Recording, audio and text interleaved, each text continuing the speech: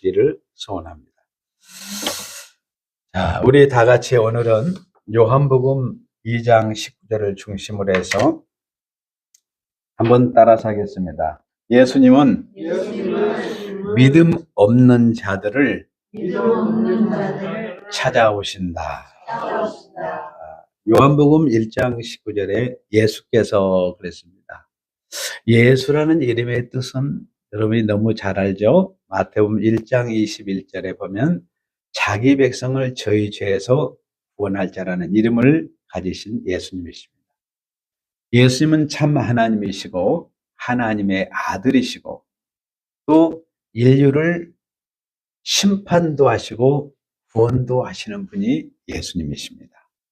그 예수님께서 대답하여 이르시되, 이 말은 뭐냐면 예수님께서 이제 성전에 가보니까 성전에서 막 비둘기도 하나님의 성전을 강도의 구렬로 만들었습니다. 이 강도의 구렬이라는 말은 무슨 말이냐면 강도들이 세상에서 실컷 죄짓고 와서 쉬는 장소, 교회를 이런 장소로 하나님의 성전을 만든 거예요. 그래서 예수님께서 녹음과 채찍으로 짐승들을 몰아내고 성전을 청결하게 하신 이후에 예수님께서 지금 말씀하는 내용입니다. 너희가 이 성전을 헐라 내가 3일 만에 일으키리라. 이 성전은 지금 46년 동안 헤롯이 지었던 성전인데 예수님이 헐고 3일 만에 다시 일으킨다고 이야기를 하니까 도저히 이들은 인간의 이성으로 이해가 안 되었습니다. 자, 여러분들이 이 본문에 대한 이해를 하려면 먼저 신학적인 해석이 필요하니까 신학적인 중요한 해석을 먼저 해드리도록 하겠습니다. 자, 구약의 성전은 눈에 보이는 가시적인 성전입니다. 신약의 성전은 영적인 성전이에요. 구약의 눈에 보이는 성전은 신약의 예수님의 몸인 성전을 예표합니다. 하늘 성전의 모형이고 그림자라고 히브리서 8장 5절에 잘 기록이 되어 있습니다. 히브리서 8장 5절을 한번 가서 보실래요? 자, 그들이 섬기는 것은 하늘에 있는 것의 모형과 그림자라.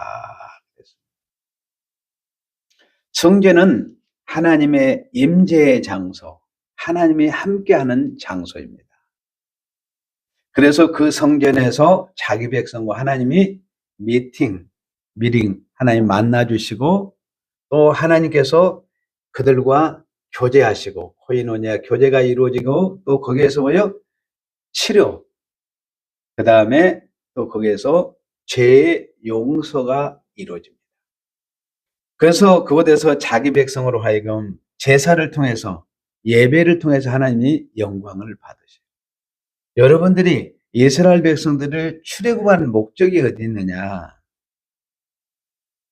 구원받은 목적이 어디 있느냐? 하나님께 예배하는 자로, 예배하는 백성으로 만드는 것입니다. 그러니까 구원받은 자는 반드시 하나님께 나와서 어때요? 예배하는 거예요. 우리 엄성도님이 얼마나 예쁘게 오셨는지 모르겠어요. 하나님께 구원받는 예배하는 성도로서 빛이 나지 않아요. 우리 동현이 형제가 일찍 같이 이렇게 와서 너무 감사했어요. 예, 얼마나 신실한지 모르겠어요. 예, 여러분들이 교회에 와서 이렇게 영광을 돌리는데 처음에 출발했던 성전은 에덴의 성전이었습니다. 에덴의 성전에서는 삼위 하나님께서 지으시고 아담을 지으시고 함께 하시면서 하나님 보시기에 심히 좋았다라고 그랬습니다. 좋았다는 말이 무려 7번을 사용을 했습니다. 그 말은 내가 만족한다 그랬습니다. 그런데 아담이 선악과를 따먹고 난 다음에 하나님의 신이 떠났어요. 여러분이 보면 창세기 6장에 보면 사람들이 너무 죄를 지으니까 하나님의 신이 떠났다고 그랬어요. 그런데도 하나님은 긍휼을 잃지 않고 사랑을 잃지 않고 족장 시대에는 제단을 통해서 하나님이 만날 수 있는 장소를 허락하셨습니다. 그리고 출애굽 이후에는 이동식 성막, 그러니까 하나님은 따라서요. 하나님은 행동하시는 하나님이다. 하나님은 말로만 하는 것이 아니라 실제 행동하시는 하나님이라는 걸 보여주기 위해서 이동식 성막을 주셨습니다. 그리고 이제 이들이 약속의 땅 가나안 땅에 들어가서는 정착을 했습니다. 그래서 예루살렘에 성전을 두시고 이제 온 백성들이 예루살렘의 성전에 나와서 예배하도록 은혜를 베풀어 주셨습니다. 솔로몬에부터 시작했던 그 영광은 잠시였었습니다. 북쪽 열질파는 아술에게 720년 이전에 망했는데 왜 망했느냐? 하나님을 버리고 우상을 숭배함으로 망했습니다. 그리고 남쪽은 586년에 BC 580년에 바벨론 포로에 멸망을 합니다. 그러면서 성전이 예루살렘의 성전이 그렇게 화려했던 성전이 다 무너져 버렸습니다.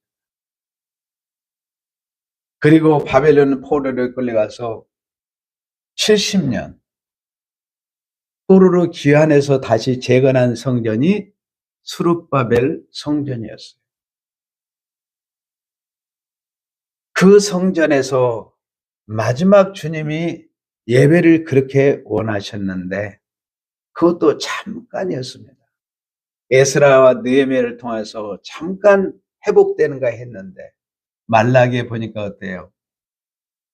다 타락해는. 말라기 선지자가 그렇게 말씀은 너희들이 출애굽에 1000년 동안 내가 너희들을 사랑했다. 그런데 이들이 뭐라고 합니까? 하나님 언제 우리를 사랑했어요? 여러분들이 자녀들이 그렇지 않아요? 우리 성도들의 자녀들은 한 명도 그런 자녀가 없는 줄로 믿습니다. 자녀들한테 실컷 진자리 많은 자리 다 가르며 키웠는데 뭐 하나 부모님이 자기 마음에 든 거 안 해주면 어떻습니까? 엄마 아빠가 나한테 해준 게 뭐 있어? 그런 게 따지는 게 자녀들 아니에요? 그런데 어떻습니까? 출애굽에 하나님께서 이스라엘을 1000년 동안 사랑했어요. 근데 하나님 언제 우리를 사랑했냐 따지는 거예요. 너희들 왜 나한테 가져올 때 눈먼 것, 절뚝발이 이런 것들을 가져오느냐. 그러면서 책망을 하니까 언제 우리가 그랬냐고 막 따지는 거예요. 한마디도 치지 않은 거예요. 정말 어린아이 뺨을 때리자니 죽어버릴 것 같고 땅을 치시면서 400년을 침묵하셨던 하나님. 그리고 영광의 보좌를 버리시고 이 땅에 육신을 입고 오셔서 사람들이 하는 꼴을 보니까 어땠어요? 헤롯이 정치적인 목적으로 그 수르바벨 성전을 리모델링 했는데 40년, 6년 동안하고 계속해서도 좀 진행 중에 있습니다. 예수님께서 가르쳐서 애들아 40년 동안 성전을 헐라. 내가 3일 만에 다시 일으키라고 말씀하시면서 자신의 몸인 성전됨을 가르쳐 주셨습니다. 여러분 사도행전 7장 48절에 보면은 그러나 지극히 높으신 손으로 지은 곳에 계시지 아니하시나니 그랬습니다. 예수님은 이제 사람의 손으로는 지은 성전에 계시지 않는다고 선언하셨습니다. 이제는 보혜사 성령을 보내셔서 우리를 성령의 전으로 삼으셨습니다. 에베소서 여러분들이 3장 17절에 보면 믿음으로 말미암아 그리스도께 너희 마음에 계시게 하옵시고 예수님이 이제 우리 안에 거주하십니다. 그런데 여러분 어떻습니까? 오늘날도 어떠세요? 사람들이 성령 대망회를 하면서 성령이 오시옵소서 이런 기도를 하게 되는데 이건 잘못된 기도. 여러분, 아버지가 안방에 앉아 계셔요. 그런데 아버지 빨리 들어오세요, 빨리 들어오세요. 그러면 말이 되는 거예요? 여러분들은 이미 오신 성령이 우리 안에 내주하기 때문에 성령의 충만을 위해서 기도하시기를 바랍니다. 고린도전서 3장 16절에 성령의 전을 세우셨습니다. 이제 예수님께서 십자가에 피 흘리시고 영원한 하늘의 성전을 세우시고 보혜사 성령을 보내주셔서 우리를 성령의 전으로 세우셨습니다. 구약은 외부로부터 성령이 역사했다면 신약은 우리 안에 내주하신 것입니다. 이것이 차이점입니다. 자, 예수님께서 본문으로 돌아가서 보도록 하겠습니다. 그러니까 구약은 눈에 보이는 성전이고 신약은 영적인 성령의 성전이라는 것을 여러분들이 놓치지 마시기를 바랍니다. 구약은 눈에 가시적인 거예요. 실체이신 예수 그리스도의 몸인 성전, 영적인 성전을 가르치게 한 하나의 그림자요 모델하우스에 불과한 것입니다. 자, 예수님께서 하시는 모든 일들은 먼저 계획하시고 미리 예언하시고 성취하시면서 모든 일을 해 나가십니다. 자, 예수님께서 46년 동안 지었던 성전을 헐라 했을 때 많은 반응들이 일어났습니다.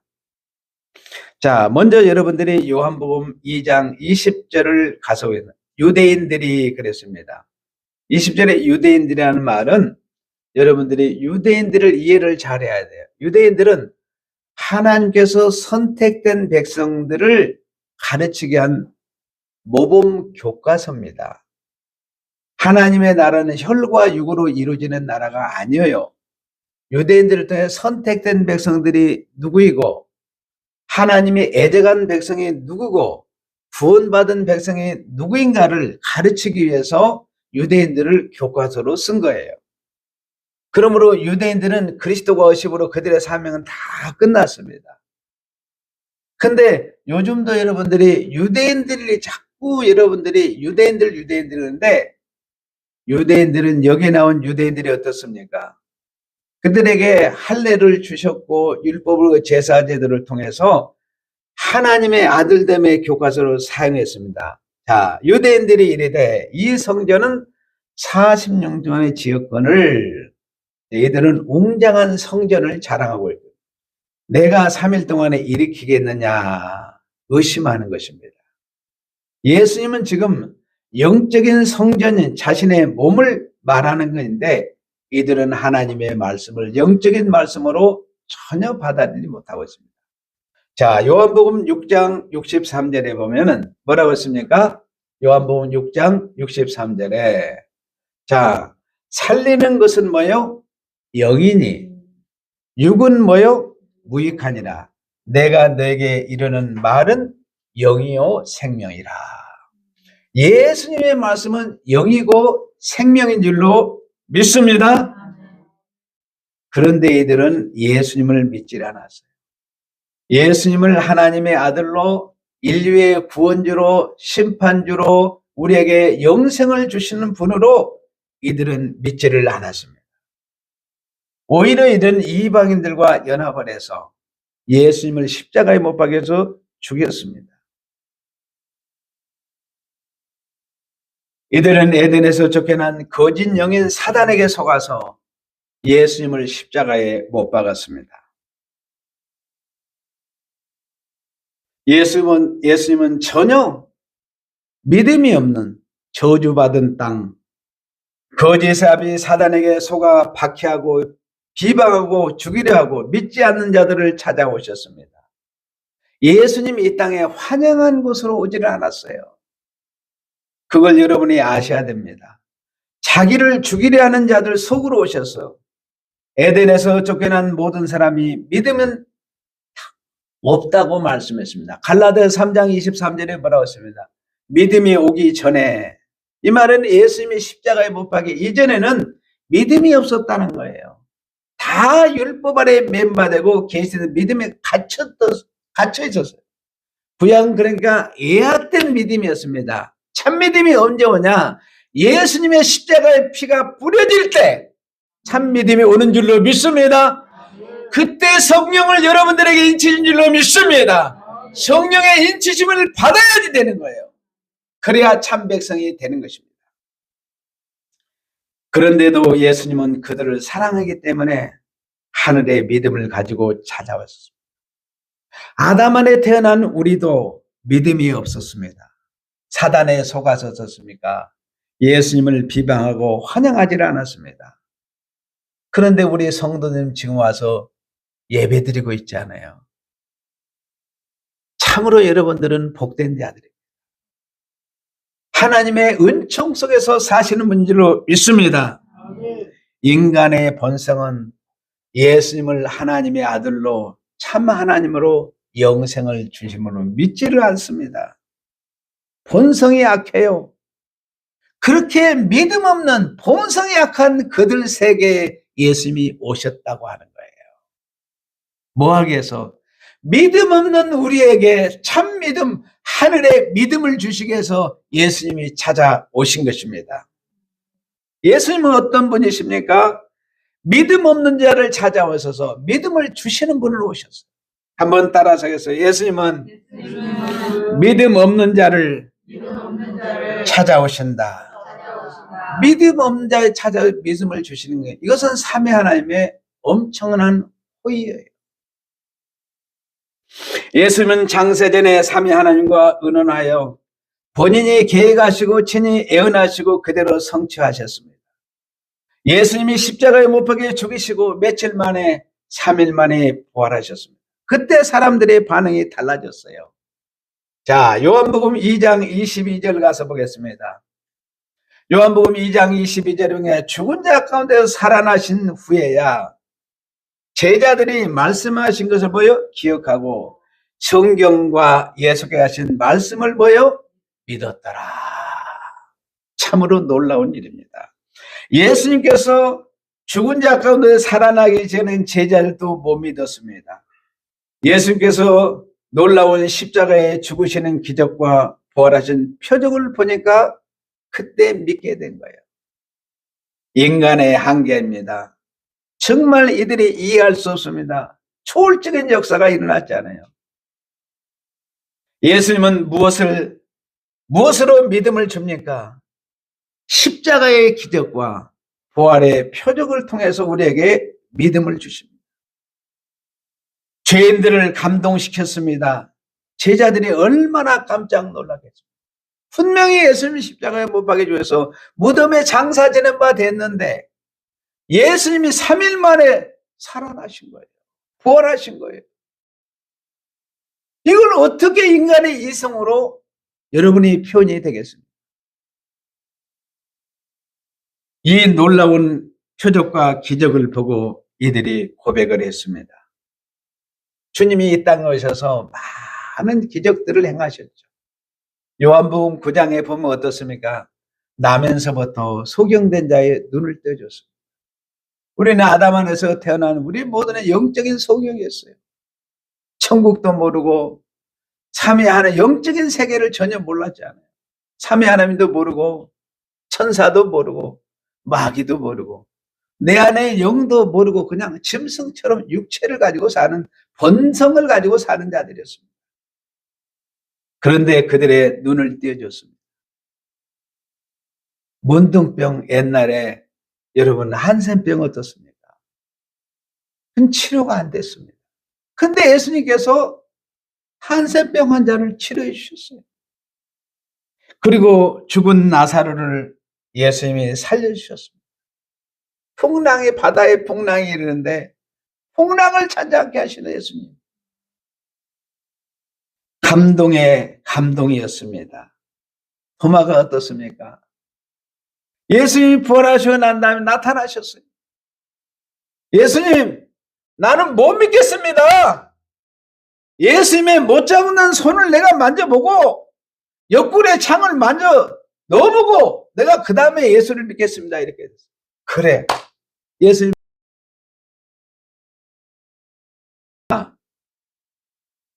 보고 믿는 것보다 보지 않고 믿는 것이 더 복되도다. 그러면서 친히 예수님이 다 만지도록 허락하셨어요. 그랬을 때 도마가 어떻습니까? 마태복음 20장 28절에 도마가 대답하여 이르되 나의 주님이요 나의 하나님이라고 고백하잖아요. 한번 따라요. 나의 주, 나의 하나님, 나의 주, 나의 하나님으로 믿게 되었다고. 뭘 보고? 예수님의 십자가에 못 박힌 기적과 부활의 이 표적을 통해서 이들이 믿게 되었다는 거예요. 우리도 표적으로 감동의 믿음을 계속 주십니다. 병을 고쳐주셨습니다. 우리에게 일용할 양식을 공급해 지혜를 주십니다. 집 없는 우리에게 집 주셨잖아요. 배고플 때 우리에게 필요한 양식을 넉넉하게 공급해 주었습니다. 우리에게 배우도록 하셨습니다. 아담 안에서 죄도 경험하게 하시고 죽음이 뭔가도 경험하게 하시고 사단과 또 고난과 여러분 예수 믿는 것 때문에 버림받아 보셨습니까? 예수 믿는 것 때문에 핍박 받아 보셨습니까? 여러분 저주도 우리는 다 배웠습니다.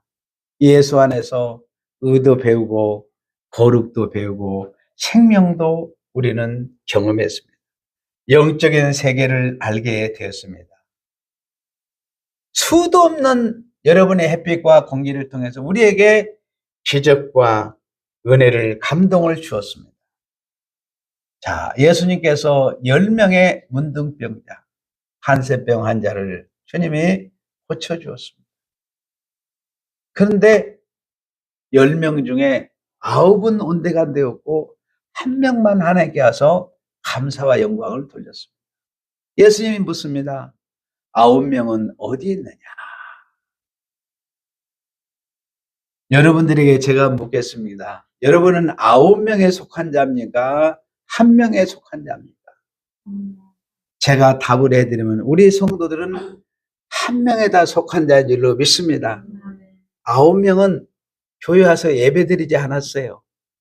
하나님 찾아오지 않았습니다. 예수님께 감사도 안 했어요. 주님은 믿음 없는 자를 찾아오셔서 믿음을 주시고 표적과 감동으로 우리에게 믿음을 주십니다. 여러분, 한절기에 우리 감기 많이 걸리잖아요.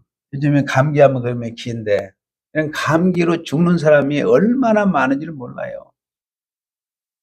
그런데 여러분들이 감기 몸살 나면 어떻습니까? 병원에 가서 주사 한 방 맞고 처방받아 약 먹으면 나으니까 여러분들이 하나님께 감사 못했죠? 죽음에서 여러분들을 살려주신 거예요. 매일 일상이 기적이에요.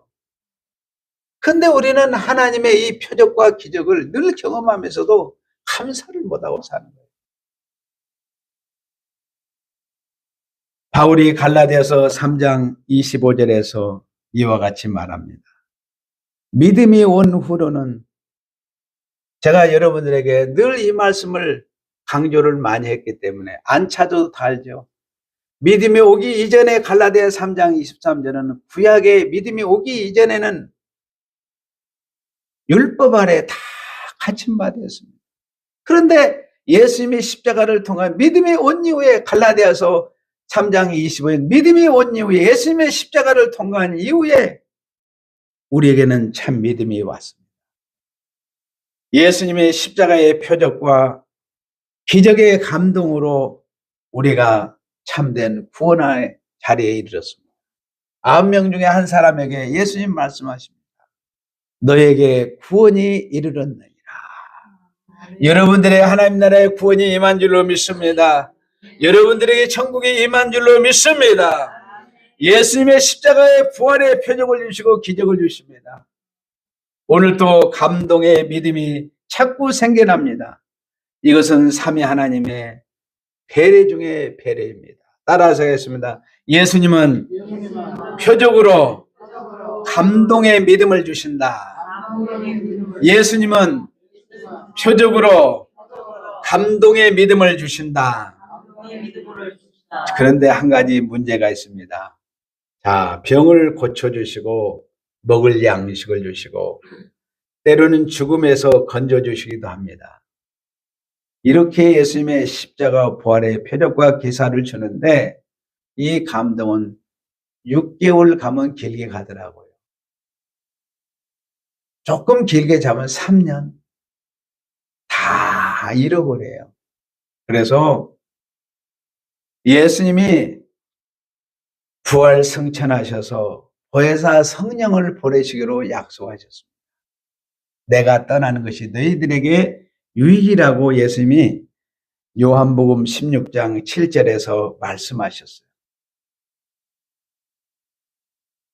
그 다음에 요한복음 14장 26절에 보면 보혜사 곧 내 아버지가 내 이름을 불릴 성령 그가 너에게 모든 것을 가르치고 내가 너에게 말한 것을 생각나게 하리라. 예수님께서 하신 말씀을 성령께서 우리 속에 들어서 기억나게 하시고 우리의 믿음을 누가 지켜주나 성령이 지켜주신다는 거예요. 참으로 놀라운 일이죠. 이제는 예수님이 영으로 우리 안에 내주하셔서 여러분에게 주신 예수님 믿음 없는 여러분들을 찾아와서 십자가의 피 흘리심으로 여러분의 믿음을 선물로 주시고 십자가 부활의 표적을 통해서 감동의 믿음을 주셨는데 그 믿음을 지킬 수 있도록 성령을 보내주셨다는 거예요. 참으로 놀라운 일입니다. 자, 고린도후서 1장 22절에 보면 같이 읽겠습니다. 그가 또한 우리에게 인치시고 보증을 우리의 마음에 성령을 주셨습니다.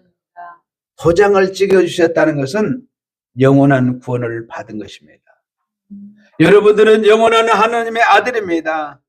영원한 천국을 상속받은 자인 줄로 믿습니다. 영원한 믿음을 선물로 받은 줄로 믿습니다. 성령이 여러분의 구원의 보증이 되시고 여러분의 믿음의 보증금인 줄로 믿습니다. 여러분 마음 안에 성령이 내주하십니다. 예수님이 믿음 없는 자를 찾아오셨습니다. 무엇을 주시기 위해서?